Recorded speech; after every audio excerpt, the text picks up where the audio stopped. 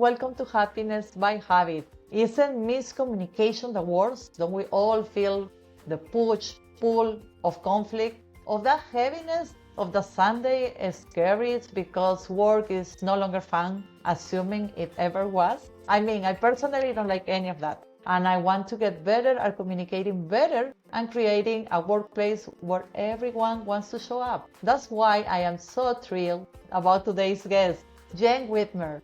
Jenn Whitmer is a force of nature, a self-proclaimed recovering conflict avoider with 20 plus years of experience leading groups in every setting you can imagine, schools, volunteer groups, and even the trickiest of all, herself.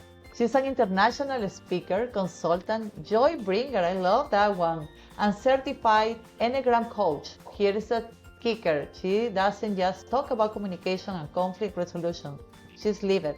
With graduate certificates in music, education, theology, and leadership, and a master's in communication and culture, and years of training in conflict resolution, she's a true expert in helping people and teams move from not another meeting to, hey, maybe I don't hate Mondays. She also loves Ted Lasso, and who doesn't really, and has a dream of turning life into a musical. She's fun, insightful, and just the perfect person to help us figure out how to bring joy back into our lives. Welcome to the show, dear Jenn. Happiness by Habit. You. I'm so excited to be here. I'm glad. So are we. Let's talk about recovering conflict avoider. That's I feel like a lot of us can relate to that. Maybe I imagine your journey to becoming a conflict resolution expert and joy bringer wasn't exactly a mood sailing. What did you Yeah, I what did used to you think I was really good at conflict and I didn't avoid it. So my huh? family is a very large, loud Italian American family, Mm, and there's lots of talking back and forth and lots of hands, but there's not actually real conflict where you talk about something. And I didn't realize that until much later. I thought, oh yeah, I'm fine with conflict because I was fine with volume. I was fine with, a lot of voices talking at the same time, which is not the same thing as uh-huh. conflict. And so it wasn't until I was in a horribly toxic work environment that I started to realize that, oh, conflict isn't what I think it is. It's not just discussions in this way. And seeing how conflict was so truly avoided and how frustrating I found that, and then realizing I wasn't as equipped to handle that conflict like I thought that I was, because I knew Mm-hmm. that raising my voice wasn't going to work. Like that didn't solve anything, but I just avoided it by, oh, it's not that bad. It's fine, because I could deal with it. Well, Right. what happens for many of us who are conflict avoiders, when we just deal with it, it grows and grows and grows and grows until it Mm. becomes massive. And what I have learned over time is that the pain of broken relationships is far greater than the pain of conflict. Like actually facing conflict, digging in with people, figuring out what's going on is a much lower pain threshold than losing relationships, losing jobs, losing communities. That is far greater of a pain. And so that is how I made this journey from like, oh, I'm great at conflict, but actually I was just avoiding it by reframing it all the time and saying it was fine, to really discovering the power of how facing conflict not only brings you closer together, Mm-hmm. and brings relationships into better alignment. It actually creates more creativity. It creates better ideas, all these other things that we also really want, especially as leaders in life. Absolutely. A lot of people think that because they don't talk about the conflict, it's not there anymore, but it's definitely there and it's growing and making it worse. What do you think is about conflict that makes so many of us run the other direction? And I think we're why do I avoid it? Yeah, I mean, so many of us. I mean, the vast majority of people do not enjoy conflict. There are a few Mm, people, they like to be on X or like they, they kind of argue in different places. But most of us fear conflict for a couple different reasons. One of them is we're afraid that if we have conflict, then someone is either going to be mad at us, which is like a surface level concern. It's really deeper of like, am I going to experience pain? Am I going to be rejected? Am I going to lose connection? Is it going to get in the way of me achieving my goal? Am I going to have to compromise myself? Am I going to get into this and not know something? Am I going to do the wrong thing? Those are the reasons we don't like conflict. And we're afraid of all of these different reasons at varying levels, whatever recipe of those things you put together. And so that starts to loom really large in our mind, and those fears take over, and we start to make assumptions about what is really happening instead of facing the conflict because we're so afraid of those, the rejection, the loss of connection, the pain, whatever that is. Yes, fascinating. Since the podcast is all about building happiness through habits, I would love to know what are some happiness habits you recommend, either for yourself or for the people you coach. Oh, yeah. So happiness habits are really boring. Honestly, they're super boring. And I have discovered over time that my life works better and I have a better experience in my life when I have some really helpful rhythms and rituals. I don't love the word routine. It really kind of, I don't know, it just feels restrictive. It feels boring. But rhythm, I grew up as a music teacher. I still am a musician. So rhythm makes sense to me, where it ebbs and flows and there can be different tempos and changes to things, but there's still a predictability to it. And so some of my best rhythms are a shutdown and startup ritual to my workday.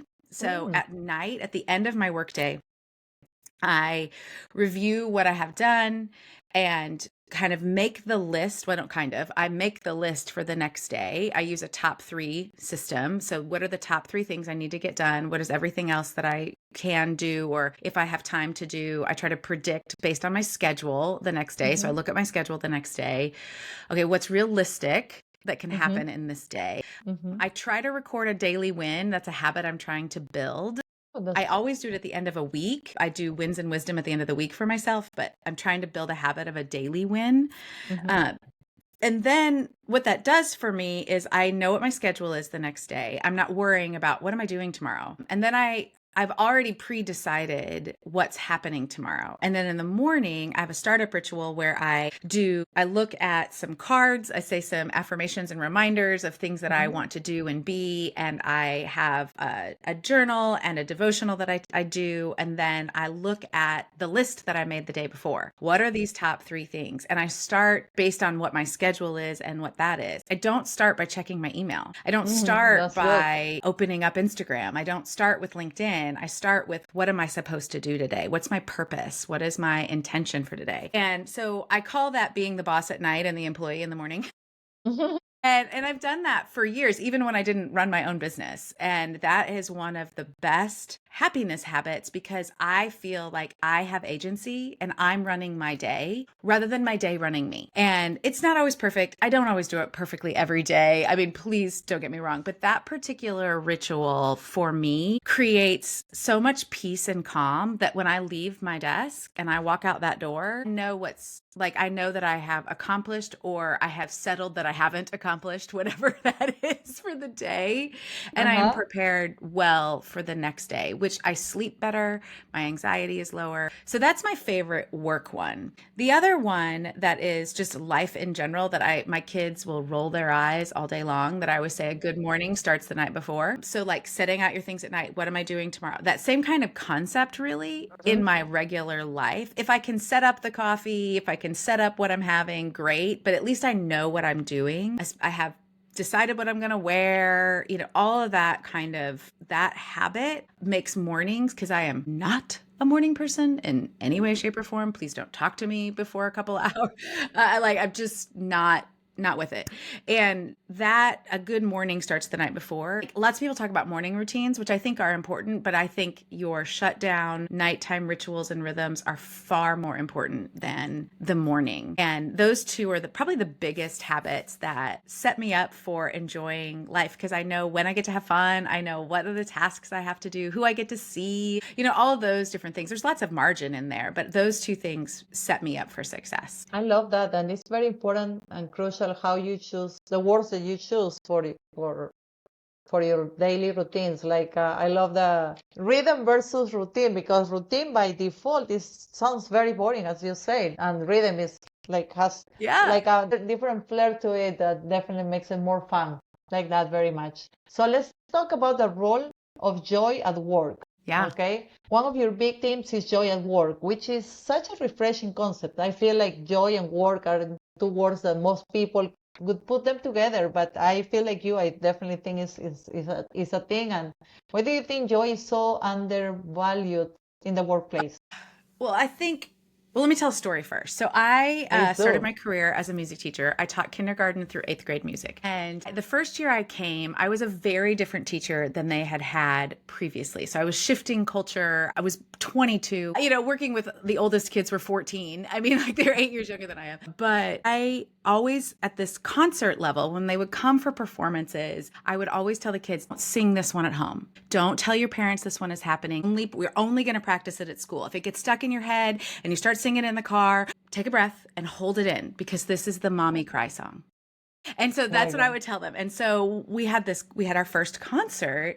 And so I've got, 100 plus kids on the stage, and we're singing this song, and the kids are so excited. They're like giddy with because they know what's coming, and their parents are, watching. And then what happened was the parents cried because it was such a beautiful piece. They hadn't heard it before. It was new. It was novel. They hadn't had a concert in a long time as well because of the previous teacher. And this emotional connection was happening. And I tell that story because that was joyful. It was amazing. There were tears. There was work. I mean, if you have ever worked with any number of children, getting 100 kids to get on a riser in order without talking is a feat. And there's lots of work that goes into that.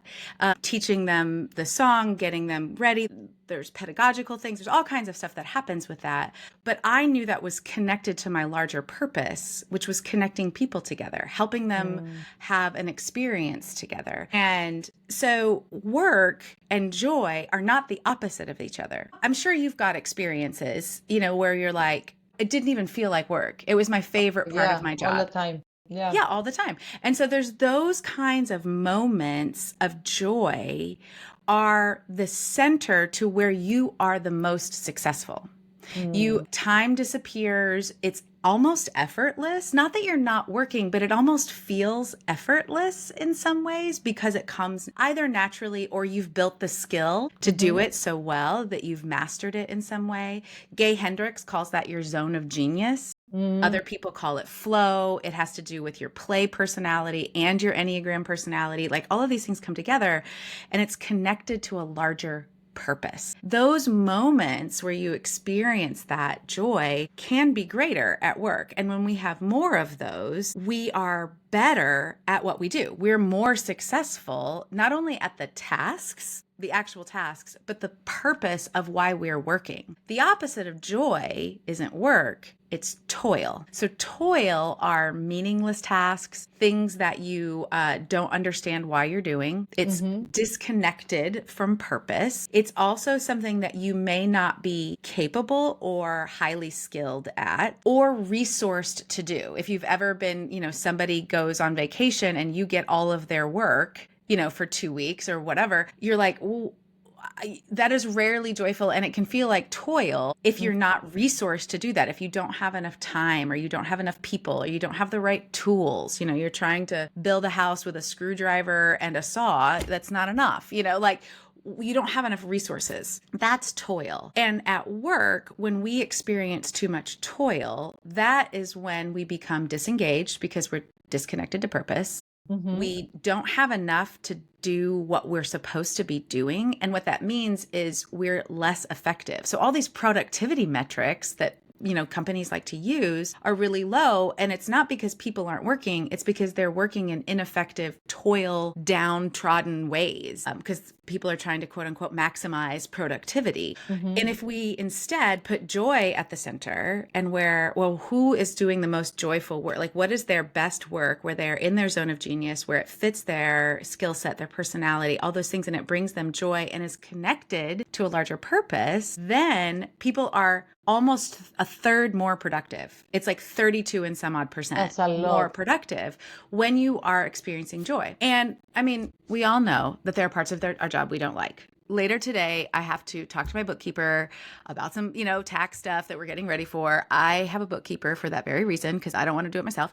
Like I have learned to outsource that. But those are things I don't like to do. And I still have to. And so it's Right. not that we just get to spend every moment of every day in the most joyful part of our work. But what research is showing us is that when you spend 35% of your day or your time at work in that joyful space, in the work that you love, that you're resourced for, you're skilled at, it's connected to purpose, and then the other part of the ratio is only 10% in work that is toil, you are the most highly engaged, usually typically inspired, most productive worker.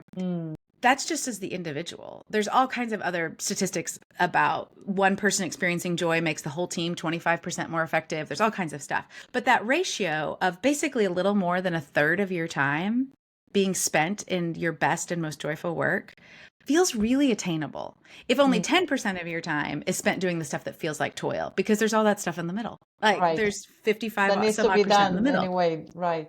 Yeah. So that's why when we do that, when we have joy at work, all these other things that companies want, they talk about productivity, they talk about engagement, and those are metrics that are what I call lagging indicators. They're the things that come behind joy. And also profit. Companies that center joy and trust in general outperform every other company. And they've been tracking it for about 35, 40 years. And those on like the S&P 500, they are 4 times more profitable than the other type of company. So it's all the things that we want, that we think that we want at work, efficiency, productivity, and profit actually comes when we put joy at the center. And so that's why I think joy is such a key part of what we experience at work. It's like a no-brainer. Much better to put joy at the center. You get better profits, employee retention, happier people is a win-win for sure. When do you Absolutely. think about great leaders, what role does conflict resolution play in their success? Yeah, and great leaders, and this has connection to joy as well, because conflict is inevitable. So you are not a bad leader because there's conflict. Like, I always want to tell people that, like, it's not because you're bad. It's not because your people are bad. Now, you might need some skill in solving conflict, but it's because you're human. And we live in an imperfect world. And Kate Bowler always says there's no cure for being human. So we have this inevitability of conflict. So rather than avoid or,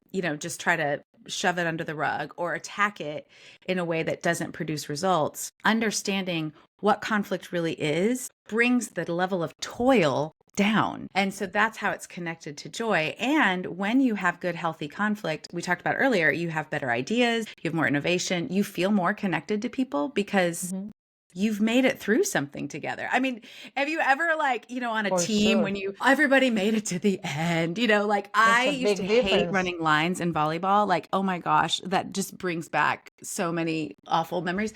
But like when we were finished and we'd fall on the floor of the gym, we all felt so connected of accomplishing something. And conflict can feel like that. You just have to know how to do it. And so as a leader, you're going to have different ideas come at you. That's not conflict. Conflict is when you have limited resources and differing goals. And the struggle between those two is what conflict is. So the opportunity for conflict will always exist because we have differing goals and limited resources all the time. And so figuring that out rather than making it personal or about a human, if you put it into that realm of limited resources and differing goals, now we're talking about problem solving. And problem solving is a key leadership skill as well. And it also brings back that idea of, oh, this isn't about your belonging isn't at stake. Like you aren't going to be rejected because you've brought a different idea, and you aren't going to be shunned because two people are disagreeing. So those types of things happen all the time because we don't know how to solve conflict, because we've put conflict into this realm of I have a personality clash, I have a problem with that person, they never do anything. We make all kinds of assumptions rather than saying, okay, what are the limited resources that we're dealing with? And what are the differing goals? Then we can start to solve problems, which makes you an excellent leader, and people will respect you because they understand what you're doing, and you bring people together through the running lines on the volleyball court. So you all have that moment of, at the end of like, okay, we've gotten through this together. I know that we can do this again. Absolutely. A sense of accomplishment together. Are there any other tools or frameworks you love using when helping leaders addressing conflict with their teams? Oh, there are lots of great skill sets and frameworks. So besides that idea, and I always break down the idea of limited resources and differing goals, the limited resources usually fall in a bucket of time, space, money, or people. And so sometimes I'll help leaders just write it out. What are the limited resources we're dealing with? Do we not have enough people to do this job? Is that actually a money issue? Is it a skill set issue? That's, people. Do we not have enough space? Like, do we need another office? Do we not have enough room to do this project? Whatever that is. Do we not have enough time? Is the deadline too, write that out, put it in a box. And on the other side, the thing people will always fight for, and this is going to be surprising, what the differing goals are is love, safety, and belonging. That's when people get really intense. And that's when conflict starts to feel personal because people's love, safety, and belonging feel at stake. So making sure that people know that their love, safety, and belonging isn't at stake. You're not going to lose your job. I'm not going to kick you out of the team. I'm not all of those kinds of things. Then you get to the secondary motivations of, I don't want to be rejected. I want to feel competent. I want to reach this goal. I want to have some semblance of agency and control, and all of those other ones come up. And then you've got, the even more surface level things of my particular bias toward this way of doing things is X, Y, or Z. So for me as a music teacher, I loved teaching music and I taught Kodai and other people taught Orff. And so, which is fine. Those are really high level things, the way you approach your work. But people are going to have conflict over those deep ones. So I have people break that out. So that's one really helpful way to do it. Another thing is I talk about conflict listening and asking really great questions, because Kwame Christian says this, and I learned it from him, that the person asking the questions is the one leading the conversation. So in any type of conflict, the more questions, the better questions, not more, but the better questions you ask, the more information you get to solve this limited resources and differing goals issue. And that works at home over who's putting away the laundry, and it works at work in who's accomplishing this task. And so I put these questions into 3 buckets, 3 categories of questions to ask, because there are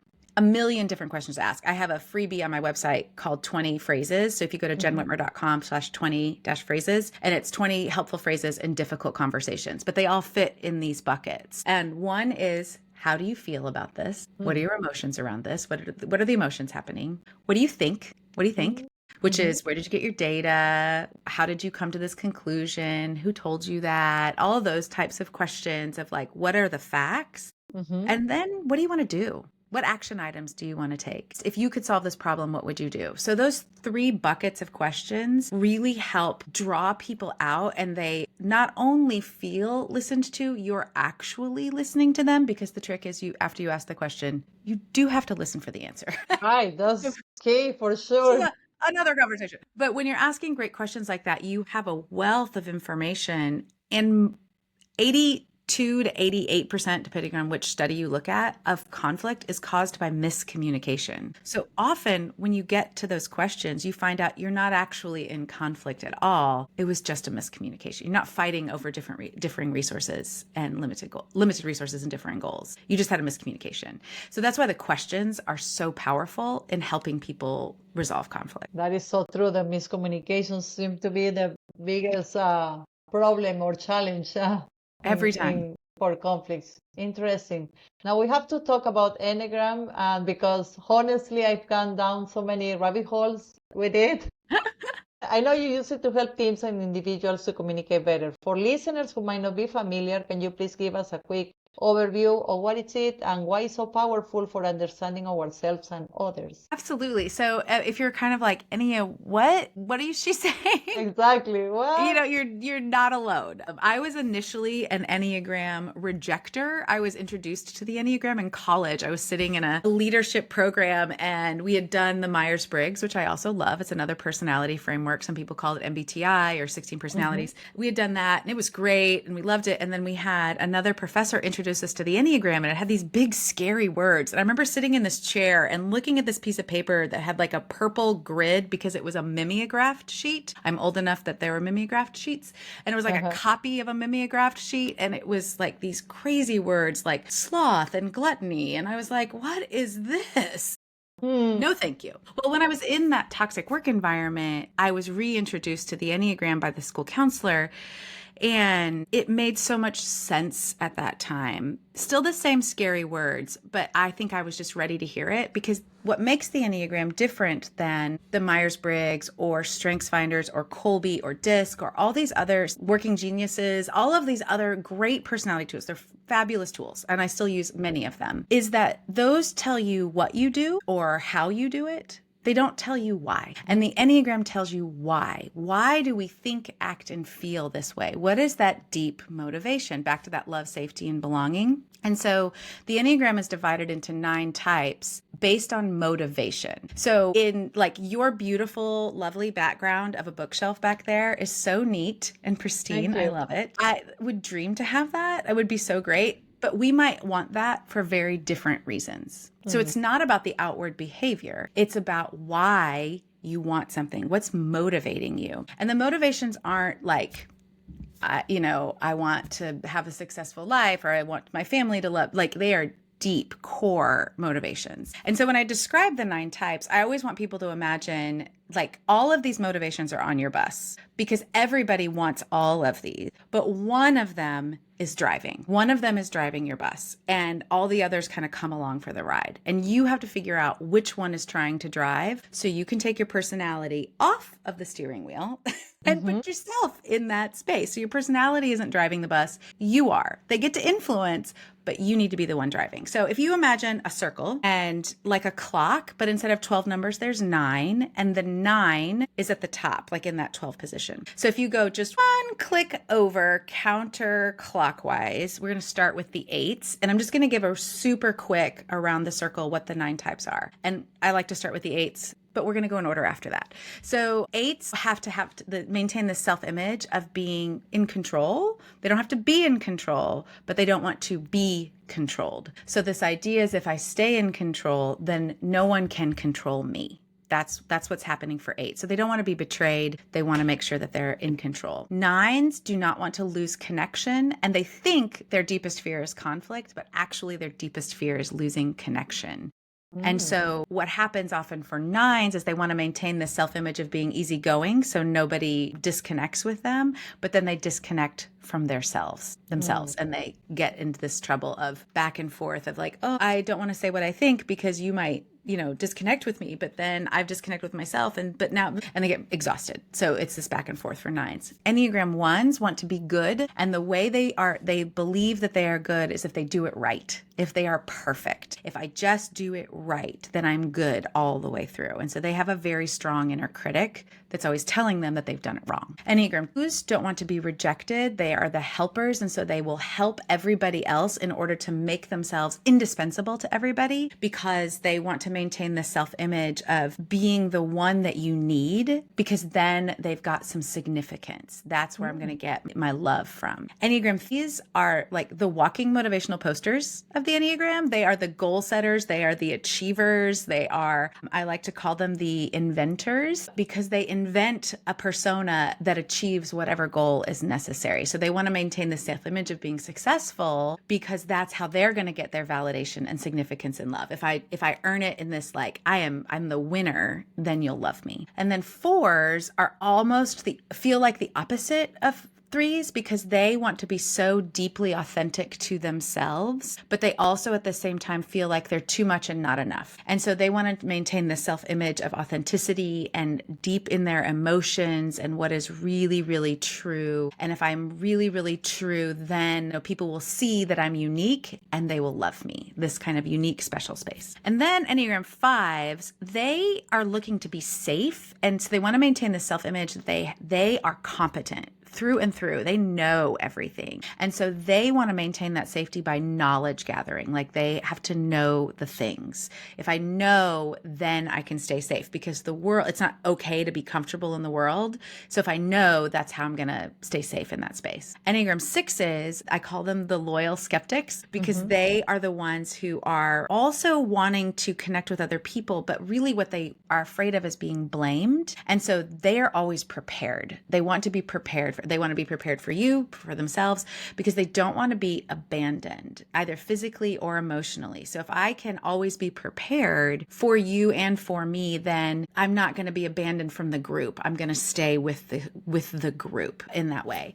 And then Enneagram 7s have to maintain this self-image of everything's okay, it's fine, it's great, because otherwise then they experience pain. And oftentimes Enneagram 7s, they'll say it's about boredom, it's about limitations, which is very, very true. But at the root, it's avoiding pain of whatever kind of pain it is. And so obviously these are not the motivations that people think of, when you're talking about personality at work, when you're like, oh, I get my energy from being with people, or I like things neat, or whatever. It's these deep core motivations that impact every thought and every feeling and every action that you do. And that's why I want people to learn what it is, so their personality isn't driving the bus and they are. Fascinating. Very interesting. One of the things I love about your work is how you emphasize joy, not just for kids, but for adults too. How does play factor into creativity and flow, especially in the workplace? Yeah, absolutely. I love talking about this. I love this question. So we think of play as, kids' work, which it totally is. But we as humans, it doesn't matter how old you are, we are biologically wired for play. So things that you find enjoyable, and play has a lot of different definitions. And I'm kind of working as I'm writing the book and researching, coming up with my own definition. But play is in general something that is enjoyable. It does have a set of rules, but it is for its own purpose. It's not for any specific purpose. And so some people love, pickleball is the latest new thing, like the last 5 years, it's like fun, this thing, and people like playing pickleball, and, so it's fun. There's a set of rules. A game is a way of having fun, but there are lots of different ways to play. My mother-in-law is an amazing artist, but that's not her career. That's been her hobby since I've known her since I was 4. And so she makes this beautiful art, and that is so fun for her to roam around Joann's and go into the craft store, and all that's so fun for her, which is not a game, but does have set of rules, and kind of time loses meaning, all of that kind of stuff. So play isn't one specific thing for everyone, but everybody needs to play. And when we translate that into the workplace, not only is play important for bonding, for team engagement, for building better relationships, for releasing and reducing stress, all of those things matter for what we typically think of as play. The next level up, and the thing that I like to help people do, is find their play personality and see how that relates to their highest level of work. So play, when it is honed and practiced, becomes your craft. So for me, I'm an explorer. That is one of the play personalities. And as an explorer, it makes perfect sense as a speaker and a workshop leader and a coach. I'm trying to figure out, where are we connecting in the audience and how is this going to go? I'm okay with the improvisation of it all and what's happening, because I'm exploring what's next and what's going to happen and how is this learning experience going to go. So at my highest craft, that exploration makes me an amazing speaker, and connecting with the audience and bringing a unique experience every time I come in front of an audience. It's not exactly the same. It's tailored because of my explorer personality. I have a friend who he is an archivist. That's his favorite, or collector is the personality type of that play personality. He has a list of every Indian restaurant he's ever been to in his entire life. He knows exactly where it is across the world. He's from the UK. I keep trying to get him to come here. But as a job, what he does is he's a therapist and a coach. And so he takes that collector and collects that information and sorts it into a way that he can give it back to the person, so they have this tangible way to then improve their lives. Sometimes people who are collectors turn into librarians, public accountants, because they collect information in this really detailed, organized way. They become organizers in that way. So your play personality becomes your best and highest work. Back to the things that bring you joy and feel like fun, feel like flow, all of that. There are 8 play personalities, but the idea is that, yes, we all need play as we traditionally think of play. And you have to work that in a way that is intentional. But when you really start to understand how you play, you can add that to your work and you will be more productive. You will have way more fun doing your work, because that's that space of flow where time disappears, you're so productive, and it just feels almost effortless. Yeah, it ignites creativity also. It's really, really big game changer. Jen, I know you're a big reader and thinker. Is there any author or book that has profoundly shaped the way you're thinking about communication, joy, or leadership? Oh my gosh, there are so many great people who've gone before me. There is Gay Hendricks and his work has been really formative. Brene Brown's work has been very formative. Patrick Lencioni's work has been really formative. Enneagram teachers like Suzanne Stabile and Beatrice Chestnut and Helen Palmer. Helen Palmer is no longer with us, but her work is phenomenal. So I would say some of those people are the big names that other people probably know. Some of my favorite people who are less well known, who've really impacted me, are Jade Simmons. She is a classical pianist, concert pianist, who's also an author and a keynote speaker and a hip hop artist in many ways. And she talks about purpose. And her definition of purpose isn't what you do. Purpose is what happens in other people when you do what you do. And so that idea, because I connect joy and purpose together, that's what makes it a little bit different than just happiness, that her work is less well known, but also really formative for me. Interesting. For someone who wants to bring more joy, connection, and effective communication into their workspace or even their family, what's the first step you would recommend for them? And is there a mindset shift or a habit that especially is important to start with? I think the most foundational tool you need as a leader, if you want to just be a leader, let alone if you want more joy in your life, is self-awareness. You have to understand yourself. Because if I were to be the person being like, well, joy comes from making a list of all the Indian restaurants I've ever been to, I would never in my life find that joyful. I might find it fun for a moment, but that is not sustainable for Jenn Whitmer. But not going to happen. Sure. But you're like, hey, I booked us tickets, get your passport, let's go. Okay. Now we're talking. I have to know that about myself. I also have to know about myself why the toaster on the counter every single day will drive me crazy and does not bother my husband and the other 4 people that live in this house. So like, what is that about me? Why am I frustrated? That self-awareness is what you need. And so I have a tool. I use the Enneagram, but I have an easy like understander. I call it a primer, whatever you want to call it, rather than a quiz online that can be really inaccurate, really hard to interpret, or just reading a whole book. So you can get that at jennwhitmer.com/Enneagram. So Jenn with 2 N's and Enneagram with 2 N's. So ENNEAGRAM. And you can download, it's a 6-page. It gives you what the personality really is. I didn't even talk about centers of intelligence, but the core motivations for each type. So you can start to understand yourself better. That is the foundation for everything. If you want to bring more joy to work, if you want to have better relationships, if you want to communicate better, I could give you all the tools. But if you don't know where you stand, it's going to be incredibly ineffective. So that is always where I tell people to start. Yeah, I love that. Let's give the listeners a way to communicate with you. We're going to post your links here on the podcast, but I wanted for you to let us know what services do you offer and how they can get in touch with you, please. Yeah. Well, I love it when a DM lands in any of my in Instagram or LinkedIn. So if you've listened to this, I would just love to hear what your thoughts were, what you agreed with, what you disagreed with, what you liked. I always love that because that helps me know what is helping to people or what was confusing or what you want to know more about. I'm always up for that kind of conversation. And so I play the most on LinkedIn and Instagram. So I always say that LinkedIn is business up front, Instagram is party in the back. And you can find I am Jenn_Whitmer at almost everywhere you can find me. But jennwhitmer.com will have that, in the menu. You can find all of those things. That's where you can find free resources. And you can connect with me if you want to go deeper. If you're like, actually, I am ready to dig in some more, either with my team and I want to bring this in and help. How can you help me do this with my team? That's where you can find out more on my speaking page and set up some time with me to chat.